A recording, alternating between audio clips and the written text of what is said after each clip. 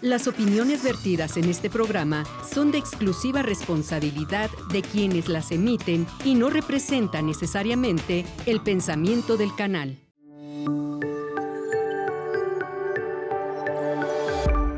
Sistema Michoacano de Radio y Televisión presenta.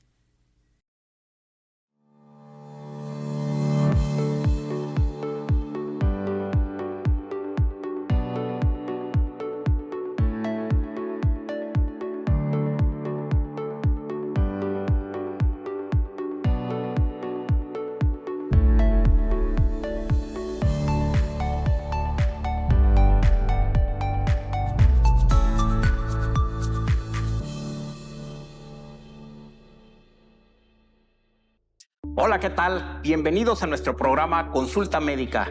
El día de hoy vamos a hablar del tema enfermedad venosa crónica con un especialista, angiólogo, cirujano vascular y endovascular, el doctor Mauricio Lara Michel, que nos va a estar hablando de todo lo relacionado con las varices.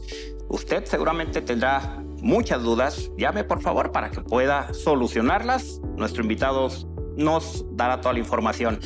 Yo soy Martín Lira, soy cirujano plástico y conductor de este programa Consulta Médica. Vamos a una cápsula y regresamos para saber toda la información. Acompáñenos, por favor.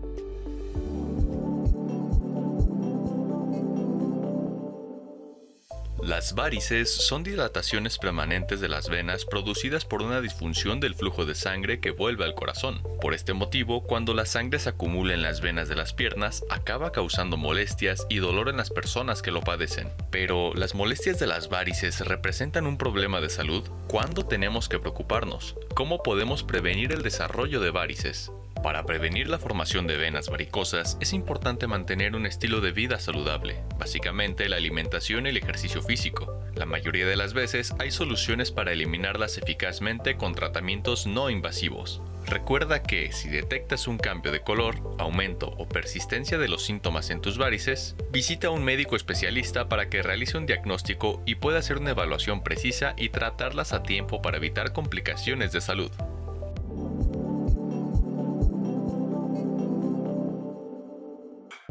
Bueno, pues ya estamos aquí a punto de continuar con esta información que vimos en la cápsula sobre el tema del día de hoy. Y bueno, es enfermedad vascular crónica, como ya vio la cápsula. El día de hoy tenemos un invitado muy especial, un especialista, además del profesionalismo médico que tiene. Es un gran amigo que ya conozco desde hace algún tiempo y que me da mucho gusto que esté con nosotros, el doctor Mauricio Lara Michel. Bienvenido, Mauricio. Muchas gracias, doctor. Gracias por estar aquí. Gracias. Bueno, les voy a presentar una parte de su currículum porque si no nos llevaríamos la mitad del programa, porque así como lo ven de joven, tiene un currículum excelso. Es egresado de la Facultad de Medicina Dr. Ignacio Chávez aquí en la Universidad Michoacana de San Nicolás de Hidalgo en la licenciatura. Posteriormente hizo su especialidad de entrada directa, como ya platicaremos más adelante, en cirugía general en el Centro Médico Occidente, ¿es correcto, verdad? Correcto. Y posteriormente pasó a lo que se dice subespecialidad o alta especialidad, que es cirugía, angiología, cirugía vascular y endovascular. Angiología, cirugía vascular y endovascular.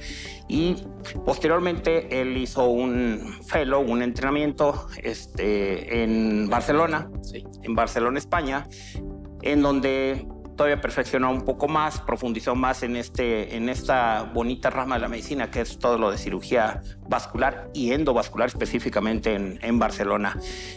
¿Cómo te sientes, Mauricio? Tú tan joven y con un currículum así. Además, tienes una maestría. Sí, estoy en gestión. ¿En qué es la maestría? En gestiones de instituciones y centros hospitalarios con alta dirección. ¿A qué horas haces todo eso? ¿Por qué que estudiar tantos años y Pues, maestría caray, y familia y tus claro. trabajos? ¿Cómo le haces? Pues partiéndose en mil pedazos, todo es, a final de cuentas, es posible organizándose muy bien. Claro, sí implica pues más trabajo, más sacrificio, pero todo es posible. Entonces, Claro, nos hacemos el tiempo y el espacio para todo. Muy bien, Mauricio. Pues, Gracias. ¿qué es la enfermedad vascular crónica? ¿cómo se le llama de manera más común que la gente lo conoce esto? Sí. Porque de repente suena muy serio el término y la gente puede decir, bueno, ¿y eso qué es? O sea, enfermedad vascular crónica, pero ¿cómo lo conoce la gente? Claro, gracias de antemano, pues muchísimas gracias por la invitación. Para mí un gusto, un placer estar en este tipo de foros, de programas que tienen tanta difusión y llegar a las personas precisamente para ahondar en este tema acerca de la enfermedad venosa crónica. Tiene un nombre muy redundante y en términos muy sencillos para llegar a las personas es la enfermedad venosa crónica es lo que finalmente lleva y conlleva algo muy común en nuestra población, que es el desarrollo de las varices. Ahí sí todo el mundo las conoce, ¿no? Sí, así con ese nombre sí, ¿verdad? Exactamente, entonces la enfermedad como tal, las varices no es en sí el diagnóstico, sino el resultado de esta enfermedad. La enfermedad venosa crónica es lo que te lleva finalmente al desarrollo de las varices en sus diferentes tipos, gamas, colores y sabores, Sí. como tal. Muy bien. Y ya hablando ya como varices, pues entonces sí, porque te voy a hacer una pregunta, ¿qué tan frecuente es? Pero pues ya la gente empieza a entender que si son varices, pues mucha gente padecemos de varices, mujeres y hombres, porque todos tenemos nuestras varices de diferente forma, como dices. ¿Qué tan frecuente es? Es una entidad sumamente frecuente. Sí. En nuestra población en México y en todo el mundo. Hay poblaciones que tienen más que otras y es sumamente común. El problema, entre comillas, es, yo les digo en son de broma a mis pacientes, es que todo el mundo las conoce. Le digo, si incluso si tú vas a una tienda de la esquina y pudieras la persona, le enseñases la pierna a la persona, al cajero de la tiendita de la esquina, te diría perfectamente y las identifica. Hasta un niño identifica unas varices. Entonces son más común de lo que la gente cree. El problema es que a diferencia de otras enfermedades que a lo mejor son más aparatosas, las personas hacen muy poco en las etapas tempranas. Entonces es sumamente frecuente. Podríamos decir que de 10 personas en México, que es nuestra población, aproximadamente un 60% de esas de 10 personas, 6 las padecen. Okay. Así de serio, claro, es muy frecuente. Ahora, es muy frecuente. Mencionas algo muy importante, que la gente las identifica ya en una etapa final, no en una etapa temprana. Pero esto va de la mano con que no tienen sintomatología o pareciera que no duele o que no tiene ninguna sintomatología más que la presencia de ellas notoria. Así es. Pero hay alguna sintomatología característica que la gente a lo mejor ni siquiera se ha dado cuenta que tiene varices. Sí. Porque pasa con los diabéticos, ¿no? Que traen alguna parte ya con alguna lesión y por la cuestión de la neuropatía diabética no lo sienten, pero mucha gente no se revisa los pies, las piernas, Mauricio. Yo creo que tú lo sabes, ¿no? Como especialista. ¿Hay algo que pueda llamar la atención a la gente que diga, pues yo no tengo varices o no me las he visto, pero yo siento lo que me están diciendo que se siente? Sí. ¿Cuál es ese síntoma clave? La realidad es que ahora es una excelente pregunta porque anteriormente no habíamos clasificado a las personas o a los pacientes en dos grandes rubros. El enfermo con síntomas y el enfermo sin síntomas. De hecho, ya los tenemos así. Sí. Hay personas que pueden notarse la presencia de las varices y no te están mintiendo y llegan y no te dicen, ¿sabe qué? Yo vengo a verlo porque las veo, pero no siento nada. Ajá. Oiga, no le duele la pierna, nada. Y al contrario, la otra persona que se llega a ver desde las famosas arañitas, que tienen un nombre como tal, y esa persona sí también no te miente. Se queja de dolor, cansancio, fatiga en las piernas, calambres con frecuencia, sensación de pesadez, de fatiga constante. Entonces, efectivamente hay pacientes con síntomas, con la enfermedad visibles, y hay pacientes que no tienen ningún síntoma. ¿Cuáles son los peores? Los que no tienen síntomas, porque son los que tardan más en llegar. Si no tienen síntomas, lo pueden posponer. Ok. Ahora bien, ¿hay algún grupo de edad en especial que tú puedas decir, bueno, se presenta más en este grupo de edad en el hombre y en este grupo de edad en la mujer? Sí. Anteriormente, también es una excelente pregunta porque estadísticamente sabemos que es más frecuente mayor de 40 años. Y sabemos que todavía estadísticamente es mayor en mujeres que en hombres. Pero ahí hablar un poquito de los mitos. Es que es una enfermedad de mujeres, no es cierto. No. Lo que pasa es que es todavía más común en las mujeres que en los hombres y sabemos que es más común por arriba de los 40 años. Sin embargo, hay personas o pacientes que debutan. Yo tengo pacientes muy jóvenes, tengo pacientes desde los 25, 28, 29, 30 años. Esto ha ido cambiando por lo menos en los últimos 15 años y vemos poblaciones más jóvenes. ¿Esto tiene alguna relación con algunos hábitos o disciplinas que no hacemos o que dejamos de hacer, o con características propias de la raza a la que pertenecemos, de la que somos? ¿O alimentación, Mauricio? ¿Qué tiene que ver más por esto que dices que es cada vez más jóvenes, ¿no? Sí, esa pregunta también es maravillosa por el sentido de poder ampliar un poco más acerca de los factores. Se le considera una enfermedad multifactorial porque eso también te preguntan, oiga, ¿y de qué depende, oiga? ¿O por qué me salió? Es una enfermedad multifactorial y podemos clasificarlo así. Depende desde hábitos que pueden decir es más común en fumadores, personas que tenemos porque muchos incluimos, somos personal de salud. Sí, claro. Okay. Sí. Entonces, personas que pasan mucho tiempo parados, sentados, tiene que ver por qué es más común en las mujeres por una cuestión hormonal. Los embarazos, sabemos que a más embarazos, mayor probabilidad de desarrollar la enfermedad. Tiene que ver también el peso, el sobrepeso, la obesidad, en una población que tiene más sobrepeso, más obesidad. También tiene que ver cuestiones importantes conforme la herencia.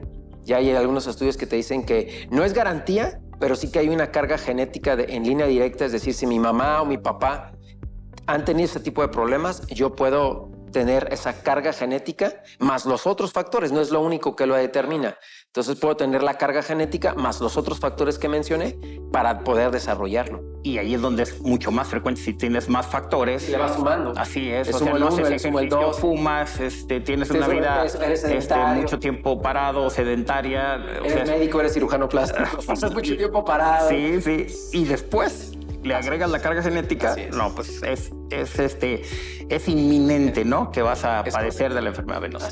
Ahora, cuando llegan a tu consulta, esto yo creo que cada patología tú ya tienes identificado más o menos, a lo mejor hasta la forma de caminar, hasta la forma como llegan. A lo mejor ya identificas por las edades también, que hay unas enfermedades propias de la edad. ¿Hay algo característico, además de que tú se la veas si es una mujer y que le ves que trae varices en el momento, aunque todavía no la revises? Pero ¿hay alguna característica que veas en los pacientes al empezar a desarrollar la historia clínica o hasta que la descubres en la exploración? No es tan común, pero algunos pacientes que llegan pueden llegar a claudicar o cojear porque hay dolor. Desde que los ves, dices algo va mal, porque la persona entra cojeando, ¿no? Y ya de ahí nos explayamos, vemos efectivamente que coincide que su problema puede ser izquierdo, su problema puede ser derecho, porque también eso es importante. No todas las personas debutan con la misma pierna. Unos pueden ser derechos, unos pueden ser hasta afectados de la pierna izquierda. Estadísticamente curiosamente por cuestiones anatómicas ves más problemas de la pierna izquierda que la pierna derecha. Sin embargo, hay pacientes que tienen problemas de la pierna izquierda, la derecha o de forma bilateral, y algunos llegan precisamente claudicando o prácticamente cojeando porque esa es la pierna que está afectada. Sí, ya lo ves desde que llega y dices, ya algo va a traer en el pie. ¿Sí? Y ya puedes empezar. Es que es maravilloso cómo hacemos cómo empezamos la historia clínica los médicos, ¿no? Es correcto. En cada especialidad tenemos una cosa diferente, pero todos vemos al paciente y como que ya empezamos a detectar, esta paciente trae sobrepeso. Por ejemplo, en mi especialidad, y como que va a venir por esto, yo trato de interpretar, a ver si le atino o a ver si acierto en esa solicitud por la que viene la paciente. Sí. Por eso era mi pregunta. Mauricio, te voy a dejar una pregunta en el aire y que después de la pausa que vamos a tener, te voy a pedir que nos la contestes, por favor. ¿Se da en las edades más tempranas que se da? Y en ese tipo de edades o bueno, de este problema, ¿se debe a algo, alguna otra patología? ¿Se asocia con otras patologías o solamente en las edades que ya nos platicaste? Y si me permites, vamos a una pausa. Claro. Y regresamos. Y usted que está con nosotros en nuestro programa Consulta Médica, por favor, continúe con nosotros.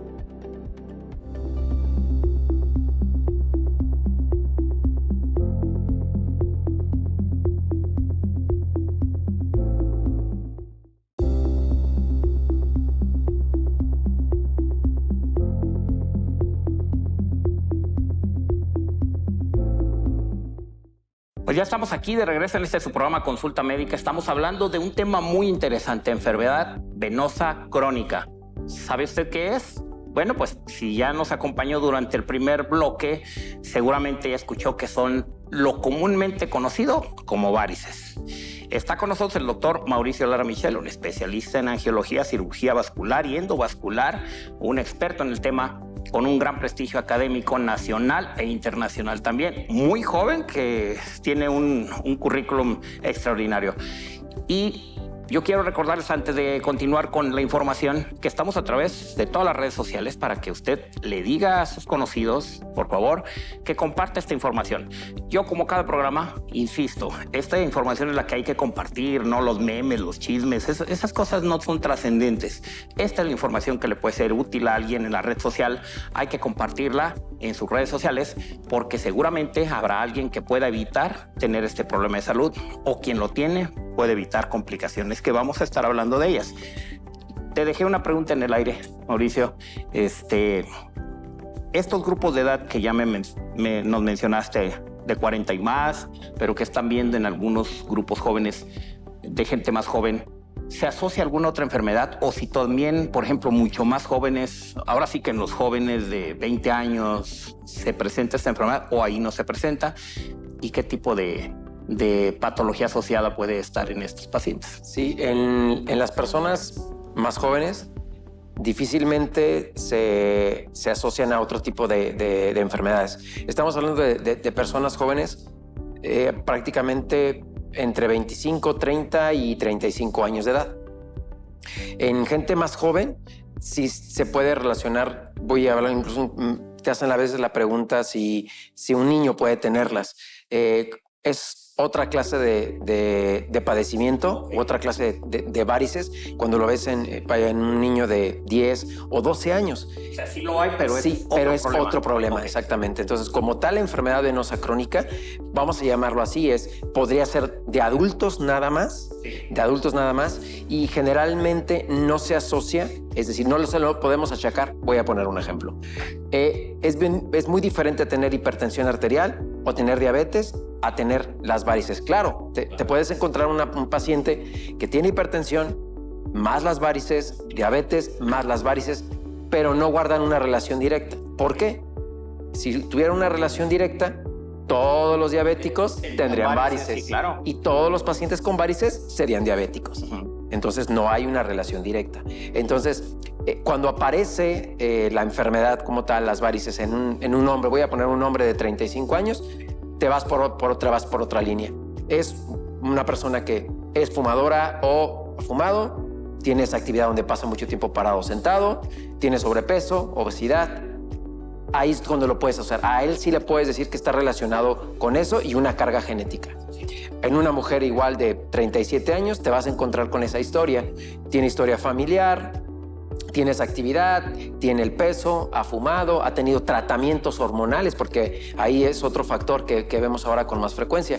Mujeres con tratamientos hormonales previos por alguna indicación, ovario poliquístico, que han tomado hormonales por alguna situación, ¿no? Entonces identificamos que por ahí va el hecho o la causa por la que le está desarrollando a sus 35 años. Ok. ¿Sí? Y como dices, cada vez es más frecuente porque también en mi especialidad, para mí, es un factor de riesgo para desarrollar alguna complicación durante el transoperatorio, y por eso es que nos fijamos mucho en quién tiene varices. Y también eso que dices, yo cada vez veo más gente más joven, mujeres más jóvenes de 40 años que presentan la enfermedad. O sea, y eso es muy común. Ahora bien, Mauricio, Ya una vez que hiciste la historia clínica o que estás desarrollando, porque todavía todas las especialidades, o sea, yo creo que todas las áreas de la medicina, todavía digamos que la parte más importante para poder llegar a un diagnóstico sigue siendo la historia clínica, aunque tengamos los mejores medios de imagen y de ultrasonidos y todo. La historia clínica, yo me acuerdo que cuando estudié medicina, y tú también te has de recordar, que memorizar las partes de la historia clínica nos costaba trabajo en todo lo que era exploración, o sea, integrar toda la historia clínica. Pero ya cuando está uno en la práctica, ya se va uno a desarrollarla en cuestión de minutos estás escuchando al paciente. ¿Qué te llama más la atención a ti al elaborar la historia clínica en los pacientes? O sea, ¿qué parte de la historia clínica es la más interesante? Yo supongo que la exploración, sí. Pero ¿qué es? No, curiosamente no es llegar al punto de la exploración. De hecho, desde que estás interrogando al paciente, vas sacando las notas más importantes. ¿Qué tiene que ver? Tiene que ver mucho su forma de vida. Okay. Es muy importante. ¿Cómo es su trabajo? Eso es muy importante. Creo que antes de llegar a la exploración, desde que tú lo que estás interrogando es cómo es su vida. En el caso, por ejemplo, de las mujeres, si han tenido embarazos, si no los han tenido, todo eso te va orientando. Entonces no puede ser sustituido, porque igual prácticamente haces un lado eso y pasas directamente a la exploración y vas a cometer errores. Okay. Entonces es muy importante cómo es su vida o cómo ha sido su vida. Y que no te mientan en nada, porque a final de cuentas es muy importante, ¿no? Si no te dice en qué trabaja, si no te dice si ha tenido embarazos, si no te dice que por alguna cuestión te dice que ha sido fumadora o es fumador, pues tú tampoco lo vas a adivinar. Entonces aquí juega, como en otras áreas, antes de pasar a la exploración física, el interrogatorio es muy importante para tú darte cuenta acerca de qué esperas en ese paciente. Y obviamente pasar a la exploración física, donde ya es una gama diversa de aspectos físicos, precisamente, de signos que ves. Identificar que te hace identificar cuántos tipos de varices hay. Ya nos decías al principio. Sí. Vamos a hablar de los tipos. Nos comentabas que hay de diversas formas, claro, y cada una tiene diferente hasta el nombre. Sí. ¿Verdad? ¿Cuántos tipos hay? En cuanto a más que los tipos, es cómo van apareciendo o cuáles son sus manifestaciones. Comenzamos desde las pequeñas arañitas, que la gente llama así, que tienen un nombre pues, médico, que se llaman telangiectasias, que son estas pequeñas arañas o venitas rojitas que la gente ve en la piel, que son prácticamente varices a nivel de la piel. Ahí es el comienzo. Unas venas un poquito más grandecitas, que son las violáceas, que se llaman venulectasias, y de ahí vamos pasando a venas que se van haciendo más grandes, que son varices ya más grandes, que son las reticulares, que se ven verde, que pueden ir en la parte posterior de la pierna, que es muy común, atrás, lo que la gente llama la corva de su pierna. Sí. Ya sectores más grandes, incluso hablar de varices que van por arriba en tamaño, por arriba de 1 centímetro o 2 centímetros. Llega a avanzar tanto, la enfermedad llega a avanzar. Aquí es importante mencionar esto porque es difícil que tú te encuentres una persona que te diga que le salió una varicosidad grande, voy a hablar 2 centímetros, sí, de la noche a la mañana. Eso no sucede. Pero de repente la gente lo dice, sí, ¿no? Claro, pero es ahí donde entra qué tan acuicioso es el médico, ¿no? Sí. Dice, no, doctor, es que yo amanecí con esto. Digo, pues no le vas a creer, ¿no? Claro. Esto no aparece de la noche a la mañana. Nadie amanece con una bola, ¿no? Un sector varicoso de ese tamaño. ¿Qué te quiere decir? Que es una persona que ha dejado tal vez el problema a lo largo no de días ni de semanas. Generalmente son años de su vida. ¿Y por qué? No le dolía, no le molestaba, no le prestaba la atención debida, etcétera. Entonces así es como podemos identificarlas. Bueno, en esa identificación, pues obviamente que el tratamiento es diferente. Claro. Pero ¿hay algo que sea común en tu manejo que le haces para todos? ¿Alguna terapéutica empleada o coadyuvante que a todos les sirve? Sí, claro. ¿Cuál sería? Lo más importante es la parte más sencilla y a la vez más complicada.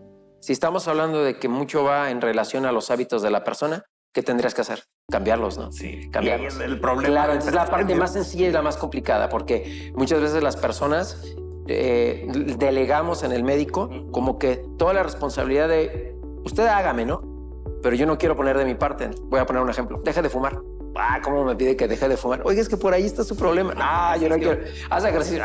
¿Cómo mejor deme una buena medicina, ¿no? Oiga, pues baje de peso. Oiga, no hay una medicina. Yo quiero que se me quite el dolor de las piernas, el cansancio, pero la persona, oiga, camine más, pase un perro o haga algo, ¿no? Mejor deme más medicina, ¿no? Entonces, eso, voy a llamarlo, es de cajón. Y es lo más sencillo, como dices. Es lo más sencillo y lo más complicado. Se compromete el paciente a hacer. Lo que nosotros llamamos medidas de higiene venosa. Es eso, es mejorar los hábitos a la persona. Oye, usted no camina, póngase a caminar. Pasease un perro, sálgase con la esposa, algo. Tiempo parado, ahí recomiendas los sentarse. periodos intermitentes. Si está exactamente, la intermitencia. Si está usted mucho tiempo sentado, hagas un espacio de 10 minutos. Yo les digo en son de broma a mis pacientes, ¿no? Vaya a tomar agua, vaya a regañar a alguien en su oficina o algo, 10 minutos a tomar agua y se regresa a hacerlo. La intermitencia, sí, efectivamente. Y ya entrando más al tratamiento como tal, aparte de las medidas de higiene venosa que ya vimos que es lo que sirve para todas las formas de varices, hay tratamiento médico, aparte de los coadyuvantes esos que ya platicaste, hay tratamiento médico y tratamiento quirúrgico. Exactamente, quirúrgico. Y el farmacológico. ¿Cuáles son para el tratamiento farmacológico o cómo desarrollas tú para que la gente entienda que no todo es con medicamento, ¿sí? Y no todo es quirúrgico también? Sí. ¿Cómo clasificas eso y quiénes son los que necesitan un manejo y quiénes son los otros? Sí, aparte del tipo de varicosidad o de varices que están desarrollando, más los síntomas que la persona puede desarrollar, efectivamente hacemos algunas pruebas. Anteriormente todo era muy a destajo, ¿qué quiere decir? No había muchas opciones terapéuticas, algunos 2, 3 medicamentos o los pacientes que todos eran quirúrgicos. Actualmente ya tenemos pruebas, hacemos diagnóstico complementario y podemos identificar qué paciente se va a beneficiar del tratamiento farmacológico y qué tratamiento y qué otros pacientes pueden beneficiarse de algunas técnicas precisamente de mínima invasión, tratamientos quirúrgicos para tratar la enfermedad. Entonces podemos ya clasificarlos así. De entrada, la mayoría de los pacientes van a algún tratamiento farmacológico, se pueden beneficiar del tratamiento farmacológico y algunos otros se pueden beneficiar del tratamiento quirúrgico. Hacemos algunas pruebas que podemos hablar de ellos, son pruebas diagnósticas que no son invasivas, que hacemos en la mayoría de los pacientes para clasificarlos. ¿Y qué tipo de pruebas son? Los que tú utilizas aparte de tu historia clínica para llegar a esta clasificación. Lo más sencillo que hemos desarrollado es el ultrasonido. Literal, así yo explico a mis pacientes. Como hay ultrasonidos para un riñón, para un bebé, lo que nosotros hacemos ahora es la ecografía o el ultrasonido. El ultrasonido es una prueba que no implica invasión, no piques al paciente. Lo haces en el mismo consultorio. Lo haces en el mismo consultorio, regularmente. Entonces, haces el diagnóstico. ¿Qué te permite el ultrasonido? Ver todo este sistema circulatorio, ver todo este sistema venoso, cómo está trabajando y identificar las causas por la cual la persona está desarrollando un determinado tipo de varices. Y en base al resultado ecográfico, puedes efectivamente clasificar a esa persona si va a un tratamiento, que más adelante podemos hablar de ellos, un tratamiento farmacológico, medidas generales, algunos que son tratamientos quirúrgicos, otros que son de mínima invasión. Y así los podemos clasificar. O sea, el ultrasonido que de momento pareciera como que me van a hacer el estudio aquí en el consultorio, pero de ahí parte el tratamiento. ¿Qué vas a decir? Claro. O sea, ¿qué vas a decidir para poder manejarlo? Muy bien, Mauricio. Vamos a ir a una pausa, si me permites. Claro. Y yo quiero decirle a usted que estamos a través de todas las redes sociales, YouTube, Facebook, Instagram, Sistema Michoacano de Radio y Televisión, y a través de Antena Aérea y de todos los sistemas de cable. Estamos como Consulta Médica. Por favor, continúe con nosotros. Regresamos.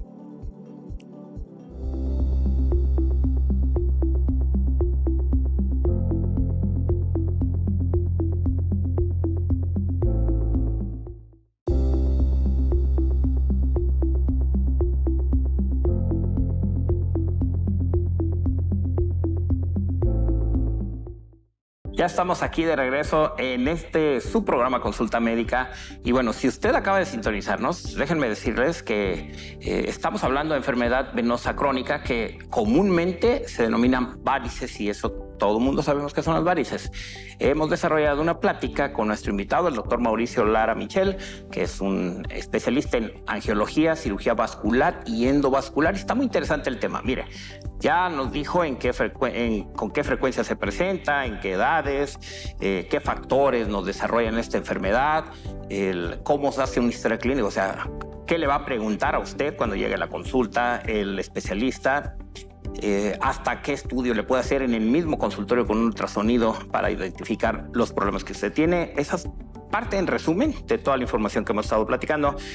Pero si quiere verlo con detalle y si nos acaba de sintonizar, insisto, véalo a través de nuestras redes sociales. Ahí está YouTube, se queda grabado el programa a través de la página del Sistema Michoacano de Radio y Televisión. Ahí nos puede consultar y comparta. Mauricio, hablábamos ya de ese medio de diagnóstico tan útil que es el ultrasonido. ¿Hay algún otro estudio, aparte del ultrasonido, que digas tú? Yo entiendo, porque el ultrasonido te da la herramienta, es la herramienta que te da, es práctica, la sensibilidad es alta, etcétera, pero ¿hay algunos casos en los que tengas que complementar con otro estudio o es el básico y con eso estableces tu tipo de problemas que trae la paciente o el paciente y el tratamiento? De entrada es el medio diagnóstico básico.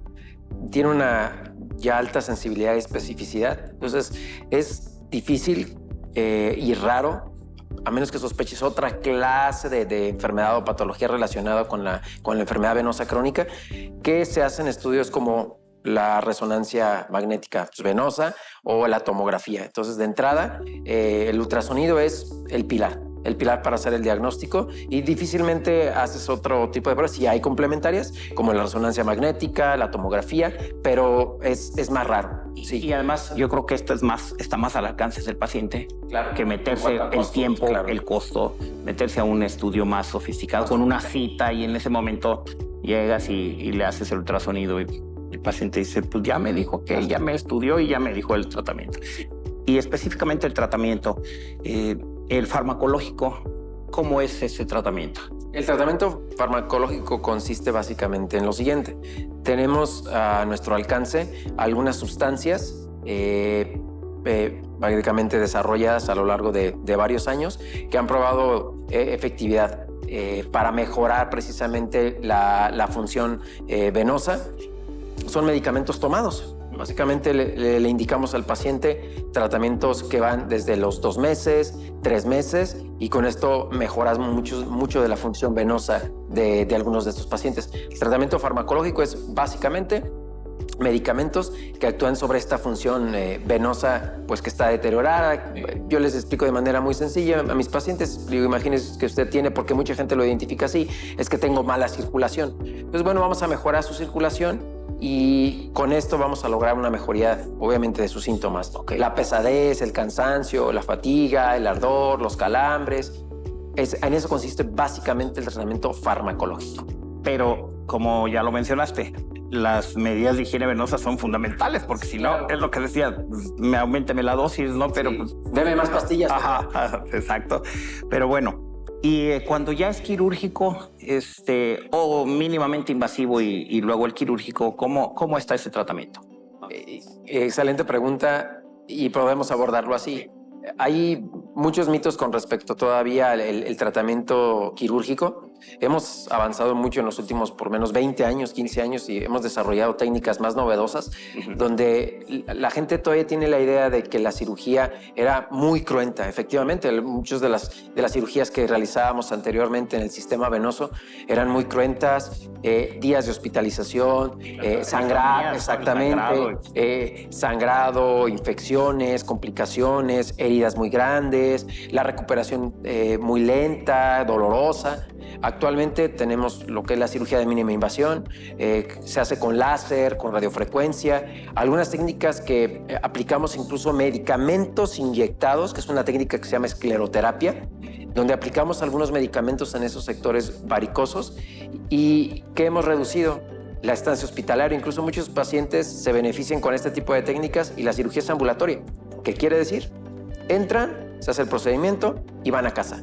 Su recuperación es rápida, menos dolorosa, menos complicada, infecciones, sangrado, muchísimos beneficios. ¿Y qué tan costoso es el tratamiento quirúrgico?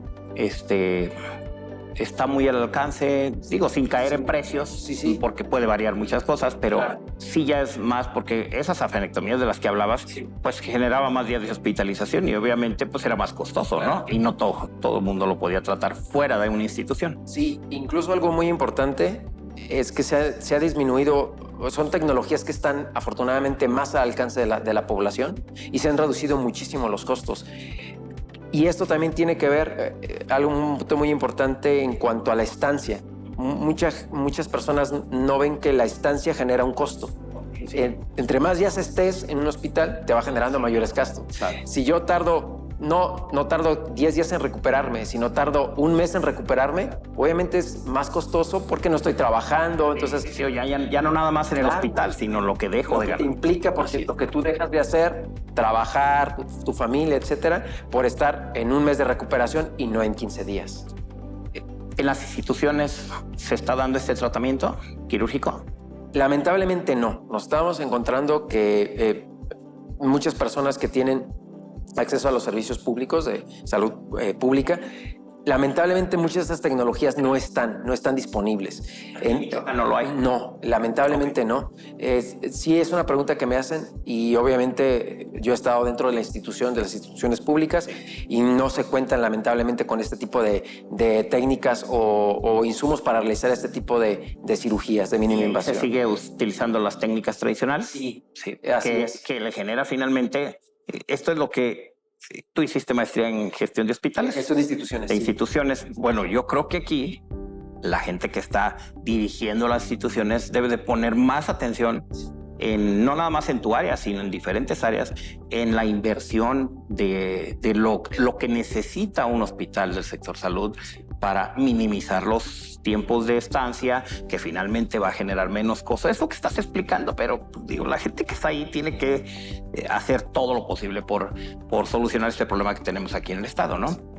Esto lo cubren las pólizas de gastos médicos mayores, porque mucha gente tiene pólizas. La mayoría de los pólizas lo cubren, ¿no? Porque es un problema de salud. Los seguros de gastos médicos mayores, cualquiera que esto sea, cubren. Algunos tienen los seguros son diferentes, tienen ciertas coberturas, pero la mayoría de estos seguros de gastos médicos mayores cubren este tipo de procedimientos, o por lo menos la mayoría de procedimientos que están relacionados con el tratamiento de la enfermedad venosa.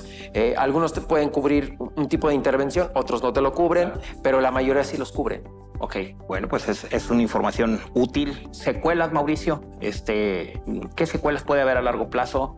¿Qué riesgos hay de no tratarte esta enfermedad? ¿Qué problemas de salud te puede ocasionar de otro tipo que pueden ser mucho más peligrosos que simplemente traer una varice en el pie, ¿no? Qué bueno que me haces esa pregunta, porque es algo que yo quiero hablar de la importancia de a lo que te puede llevar. Todo el mundo por ahí ha escuchado, con un familiar, lamentablemente algún familiar, alguna amistad o algo, del desarrollo de una famosa trombosis. ¿Qué es una trombosis? Ese es tema para otra charla. Y la vamos amplísima. A tener, Te voy a comprometer al aire para hablar de tromboembolia, porque va muy relacionado con las preocupaciones de nosotros en nuestra especialidad. Así es. Entonces, todo el mundo ha escuchado hablar de una trombosis. Una trombosis no es más que la obstrucción, o literal, se tapa la circulación con un coágulo, obviamente de sangre, del sistema circulatorio. Entonces, estos casos de trombosis, sí, es que yo escuché que a un primo mío le pasó y que a mi vecina le pasó. Entonces, esta trombosis, está estudiado que está relacionada, el desarrollo de una trombosis está relacionada con la enfermedad venosa crónica. Entonces, ¿por qué la importancia? Muchos pacientes, al no tratar la enfermedad en las etapas tempranas, ¿qué crees? Pues tienen una enorme posibilidad de en algún momento de su vida desarrollar una trombosis. Y eso es peligrosísimo para su salud, porque de ahí quise para su vida, ¿no? Entonces estamos viendo que son las personas que con 10 años de evolución, con 15 años de evolución, con 12 años de evolución de una enfermedad no tratada, es el que va a estar en ese riesgo potencial de desarrollar esa complicación, o como le llamas tú, una secuela. Una complicación como es la trombosis, la aparición de una úlcera, una llaga en una pierna, limitar su calidad de vida, porque esto no te da calidad de vida. Entonces, esto es muy importante hablarlo, porque sí hay complicaciones. Va más allá de cómo se me ve mi pierna. Sí, sé que no digo que se vea agradable tener una pierna con varices, pero va más allá de, ojo, no es un tema estético, claro. Es un tema de salud. De salud. Y eso que mencionas, mucha gente llega, inclusive con nosotros, a tratarse esas pequeñas varices que ve. Pensando que únicamente es un problema que nada más es estético. De hecho, en nuestro país no lo manejamos nosotros los cirujanos plásticos, lo manejan ustedes, pero hay países en donde sí, cirugía plástica también maneja ese tipo de tratamientos. Entramos a una parte que me gusta del programa y que está un poquito más relajado porque vamos a hablar de mitos. Hay gente que cree mucho en los... Bueno, son los mitos, pero cree mucho en las recomendaciones. Yo te haría... Aquí la gente de producción del programa nos ha hecho favor de pasarnos preguntas que hace la gente. Y por ejemplo, ¿qué tan recomendables son las cremas de tepezcohuite para quitar las varices? Sí. Excelente hablar de esto de los mitos. Hay una cantidad enorme de mitos relacionados con la enfermedad. Esto específicamente de las cremas, súper común en la población y no. Sabemos que no hay cremas, no hay nada que tú untado puedas poner. La crema que me recomendó mi vecina, la Milagro, o sea, no hay nada que literal te va a dejar las piernas de Maribel Guardia, ¿no? Y las piernas de Daniel. Eso no existe. Claro. O sea, lo único que va a hacer la crema es aliviarte, si acaso, un poco de la molestia que tú puedas llegar a tener. Entonces, estas cremas de tepezcohuite, Mamizán, Frescapié, perdón por las marcas, o sea...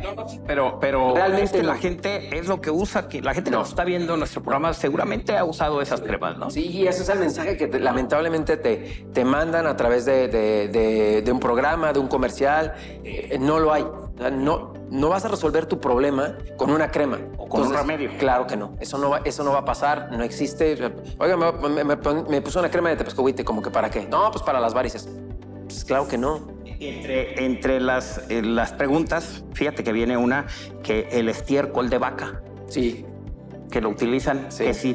Que aquí te hacen la pregunta que si es recomendable, si te sirve o no, porque pues dicen que constantemente se lo han recomendado. Sí. También no, nada, por favor no lo hagan. Sí, ejemplo, la infección puede generar, claro. Por ahí alguna... Y le pones el estiércol. Y le pones el estiércol con bacterias. Una complicación, una infección de la piel. No vas a tener ya más varices, pero vas a tener problemas diferentes, una celulitis o algo. Así es. Entonces el mensaje es claro, es nada de lo que tú puedas aplicar o puedas untar. De hecho, la recomendación que yo le doy a mis pacientes es, ¿tiene una crema lubricante? Sí, una crema lubricante, no muy grasosa, no muy perfumada. Es lo único que tiene que usar, la que usted quiera, pero nada más. Entonces, otro tipo de cremas o remedios no van a funcionar. Los famosos equipos que anuncian después de las 12 de la noche en las televisoras, que toda la noche nos repiten, ¿qué tan productivo es para las varices? ¿Sí sirven? No, tampoco. Sí, tampoco. Etcétera. Tampoco. Okay. Igual, estamos rodeados de un bombardeo de mercadotecnia acerca de dispositivos que sirven para la circulación, sirven para las rodillas, etcétera. Específicamente este tipo de equipos está demostrado que no funciona. Okay. Entonces yo la recomendación que les hago es, a ver, ¿qué les sale más barato? ¿Salirse a caminar o un equipo de 5,000 pesos? No, pues salirme a caminar, pues hágalo. Y te sirve más. No gastes tu dinero, efectivamente. Pero bueno, nos bombardean tanto que de repente yo a veces he estado y digo que será cierto. O sea, déjame investigar, ¿no? Sí. Esa es la importancia de ver un programa como de estas características donde un especialista en la materia que le va a dar el experto todos los consejos de salud y no vamos a caer en gastos innecesarios, cremas innecesarias, remedios que no te van a producir más que problemas. Y bueno, pues ya escuchó. No haga caso de toda esa publicidad fantasiosa y engañosa. Regresamos, continúa con nosotros.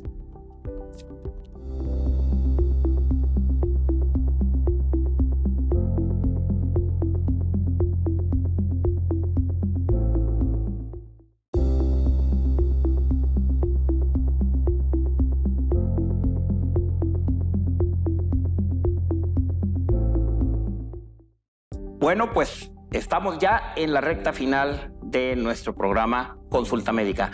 Un programa que hemos tenido toda la información acerca del problema de enfermedad venosa crónica, que son las varices, y que el especialista que tenemos el día de hoy, un gran amigo, Mauricio Lara Michel, nos ha hablado con detalle hasta de los mitos, que es cierto, que no es cierto. Ahora bien, viene una parte muy importante, Mauricio, de nuestro programa, porque Este programa se transmite a través del Sistema Michoacano de Radio y Televisión, que es una televisora oficial del gobierno del estado, que es educativa, no tenemos publicidad en el Sistema Michoacano y bueno, pues toda la información va todo al pueblo para que conozca toda la información.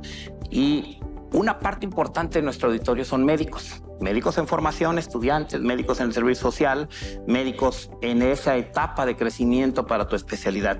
Y cada vez que viene un invitado a nuestro programa, yo les digo que nos cuenten su historia. Porque mira, el programa lo pasan a través en las presidencias municipales, en los centros de salud. La gente escucha el tema, pero también los médicos. Y muchos médicos, tú fuiste médico general igual que yo, y nos pasa que sentimos como que nos falta mucho en nuestra preparación. Terminamos la licenciatura y de repente no sabemos qué va a pasar con nuestro futuro.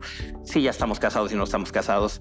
Y yo sé que hay mucha gente que está viendo nuestro programa en estas características, o sea, en esta situación.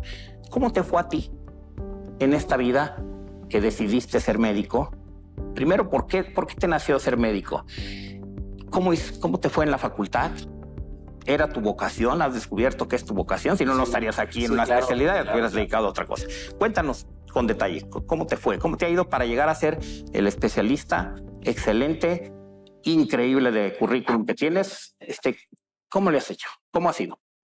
Bueno, ahí a los médicos. Sí, gracias. Bueno, pues antes que otra cosa, y esta pregunta importante porque difícilmente te preguntan acerca de eso en algún foro, cómo ha sido parte de tu historia, ¿no?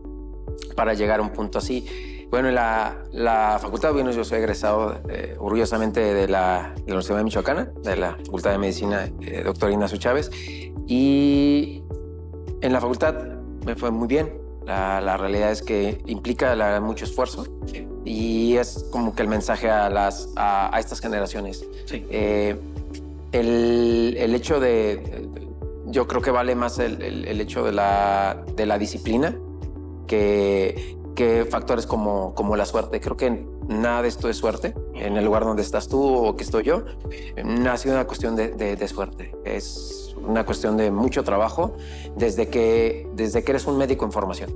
Sí. Eso es lo que yo, algunas personas igual que tengo la oportunidad de hablar con ellos, que están en ese proceso formativo, y es una cuestión de constancia. Desde salir de la licenciatura, y después tuve una parte importante del internado de pregrado y la realización del servicio social. Para mí una de las cosas que marcó mucho fue el servicio social, porque es la primera ocasión que tú tienes toda la responsabilidad, sí, de la decisión que tienes que tomar. Pero a mí me marcó mucho mi práctica en el servicio social para saber qué más quería yo hacer. Yo quería saber desde que yo estaba en la facultad que yo quería un área quirúrgica, por ejemplo, ¿no? Yo quería ser cirujano. Sí. Y al salir de la facultad viene ese devenir de hacer la famosa especialidad. Y ahí entras en un proceso en el que tal vez muchos jóvenes médicos están, por decirlo, atorados, ¿no? Y hacer una especialidad médica te implica hacer un examen de especialidad que es sumamente complicado, es sumamente complejo. Pero atrás de por qué pasas un examen, que lo realizas el examen y lo pasas a la primera, y dices, bueno, ¿cómo pudiste pasarlo a la primera? Bueno, porque fueron 6 años atrás. Sí. O sea, no va a ser igual por es que qué buena suerte las preguntas. No vas a lograrlo si desde que no haces una buena licenciatura, ¿sí? Si no estás pensando en eso. ¿Tú empezaste la especialidad casado? No, yo inicié soltero. Sí. Ese es un factor a favor. Claro, sí, claro, por el tiempo que diferentes problemáticas ya. Sí, pero también se puede, porque yo tenía compañeros que cuando estábamos haciendo la especialidad, por ejemplo, en cirugía general, estaban casados. Les implica más tiempo, ¿sí? Y entrar a la especialidad es tiempo completo. Así es tiempo completo. Y cuando hiciste tú 2 años de cirugía general, sí, ok, y luego te fuiste a Barcelona. Sí, primero a hacer la especialidad en cirugía vascular. Sí. Y después a Barcelona. La pregunta es porque ¿Cómo te sentiste el salirte de tu familia a otro país para seguir con esta preparación? Fue una decisión muy importante que tomaste. ¿En qué estuvo que la tomaste? Fueron, yo creo, los momentos más difíciles que he tenido a nivel personal y obviamente profesional, porque el hecho de me da mucho gusto porque puedes regresar a tu país. El hecho de buscar la subespecialización o lo que nosotros llamamos fellows en otro país es prácticamente adquirir conocimientos más novedosos en otros países y que tú puedas regresar, porque hay mucha gente que no regresa. Y un comentario muy importante acerca de lo malinchista que podemos ser. Yo siempre defiendo que el médico mexicano, o sea, tu especialidad en la mía, no somos buenos, somos excelentes. Claro. O sea, hay una excelente medicina en México. Y aprovecho un foro así porque yo tengo la oportunidad, que para mí es un privilegio, atender paisanos o pacientes que vienen de otros países, sobre todo de Estados Unidos. Muy bien. Y te buscan. Y te que dicen, allá también hay muy claro, buenos cirujanos vasculares y te buscan aquí. ¿Pero qué crees, Martín? Sí. Prefieren atenderse en México. Claro. Por la calidad, sí, por la atención, porque incluso los médicos mexicanos somos más afables, tenemos mejor trato. Entonces, no lo mejor está fuera, sinceramente, no está fuera del país, está dentro del país. No, pues. Y más que afortunadamente ahora en nuestro estado, en Michoacán, tenemos especialistas de lo mejor. Así es. Y de lo mejor, ¿eh? Así es. No necesitas irte a otro lado para encontrar una atención de calidad con muy buenos especialistas en el estado. Pues con estas palabras tuyas, yo te quiero decir que tú eres una de las personas de estas características que están mencionando y agradecerte por toda la información que le diste a nuestro auditorio y a nuestros médicos que están en formación, porque digo, son los que nos van a atender después, a ti y a mí. Y entonces, si no continuamos con ese legado de informar y de educar y de enseñar, quién sabe qué va a pasar. Entonces, todos tenemos, ya lo hemos platicado fuera del aire, en otros momentos, tenemos la obligación de continuar estimulando a los médicos jóvenes. Te agradezco mucho la presencia aquí, Mauricio. Muchas gracias. Y esta es tu casa. Vamos a estar en el siguiente programa también para hablar de tromboembolia pulmonar o trombosis. ¿Sí? Muchas gracias. Muchas gracias, Martín. Al contrario, agradezco el espacio al sistema. Muchísimas gracias. Y claro que estamos aquí dispuestos a acudir nuevamente a alguna otra charla para dar toda la información completa. Muchas gracias por el espacio. Pues esta es tu casa, Mauricio. Muchísimas gracias. Esta es tu casa del Sistema Michoacano y el Hospital Ángeles, tú lo sabes. Sí, claro que sí. Aquí y bueno, estamos. Pues gracias. Usted que nos favoreció con su atención, pues agradecerle este tiempo y también agradecerle porque sé perfectamente que van a compartir esta información en nuestras redes sociales, el Sistema Michoacano de Radio y Televisión. Yo soy Martín Lira, soy cirujano plástico y soy conductor del programa Consulta Médica. Lo esperamos la próxima semana con otro invitado, con otro tema de gran prestigio académico, el invitado también. Y bueno, recuerde que hay que cuidarse, hay que cuidar nuestra salud. Nos vemos pronto. Hasta pronto.